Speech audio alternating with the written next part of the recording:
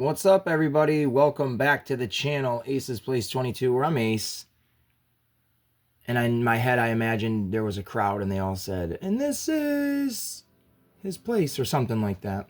You know how we do it. Always weird and wonderful at the same time. And in this little video, we're going to be taking a look at a WWE action figure. Yeah, we don't do a whole lot of wrestling figures here on the channel. Not because I don't want to, just because they often don't cycle through my head of, hey, you know what? Let's show this off. I have a ton of wrestling figures that are out of the box from when I was growing up, and throughout the years that I've accumulated. And then I have a handful of them that are still in package because I just, one, didn't want to open them because I thought they looked really cool. Or two, maybe they were autographed and I didn't buy them autographed. Got them autographed after the fact. But same idea, didn't want to open it, right? And one of those figures, as I'm taking them down and packing things up, that I've looked at, my gosh, it's been hanging on my wall for 5 years, let's say now. And it is this WWE Zombies KANE action figure. Now, I don't know too much of the history of these figures, but like I said, I look at it almost every single day without thinking, and here I am now taking it off the wall and dusting it off and noticing how cool it actually really is. And I contemplated whether or not I wanted to open it finally. Did a little tiny, YouTube video search. Not much out there. One guy has it and he was super excited about it. It was saying that it is the rarest zombies figure they've made. Just by doing a quick search, it kind of seems like it is. Like there's hardly anything out there about him. And I did see a seller on eBay trying to sell it for $170. Not saying that that's worth it.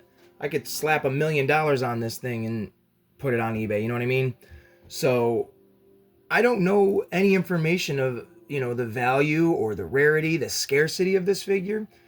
I do remember the day I picked it up. Like I looking through figures and saw him and I'm like, oh boy, gotta get him. I wasn't into collecting these particularly, but the monster ones they had, I do believe it was, they also had a monster series. I've got a handful of those as well. One of my friends, he had a bunch of these specific figures, and he gave them to my daughter. So like we've got like Brock Lesnar zombie, Seth Rollins zombie, AJ Styles, Kevin Owens, The Rock, a couple of the girls, I think like Asuka, Sasha Banks, no, we don't have Charlotte. But yeah, we've got a handful of them. And they're really cool figures. I mean, if you want zombies, they are a great looking zombie. The Rock, not so much. He's really boring looking in my opinion.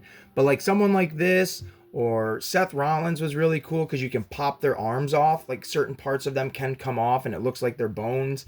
They're very cool figures, and it's wild to think that these were directed towards littler kids, because that's really what most wrestling figures are for, unless they're like the super deluxe, expensive ones. But I just remember seeing this guy. I mean, look at Finn Balor right here. Absolutely. Stone Cold Steve Austin was just a skull for a head with smoke coming out of it. So, I mean, you got Jeff Hardy, Matt Hardy, Charlotte, Shinsuke Nakamura. Like I said, Finn Balor. There was John Cena, Roman Reigns, The Rock, Undertaker, Triple H. All of those names at the time these figures came out, all those big names, they all got a figure pretty much. But Kane is by far the most grotesque. Let's see how well the quality will come in here. Here we go. He is the most grotesque one, from the whole top of his torso looking like it was just in an absolute disgusting fire and just burned and melted. And with him, you can remove his mask and his hair, and he's got this like Night of the Living Dead nasty, or Return of the Living Dead nasty zombie face underneath. It's tempting to want to open it, but I don't think I'm going to. I don't think I will. But I just wanted to talk about this wrestling figure for a few minutes here and just share how cool I've relearned. That's not even a sentence. How cool it is to relearn something that I clearly loved at one point, and to be like, yeah, you know what? This thing is really, really radical. I love that his skin has like a green tint to it to give him that zombie look. I do kind of wish the rest of him was a little mutilated. Like maybe his boot was like melted into his foot, but maybe it was just the top half that caught him. And I dig it so much though. It's super rad. If anybody has any of these figures and you want to, leave a comment down below and tell me what you think of them, absolutely. Obviously, got a bio on the back. Kane, the big red machine, could walk through fire. In matches, he never would tire. But at an undead show, Kane got burned head to toe and got crisped like he'd been in a fryer. That's terrible. That was terrible. I did not expect to read it like that. Just rolled with it, but that was terrible. Let's X that one out. I don't really know. But this guy's really great. Other than that, this has just been a fun little, No, look how gnarly he looks.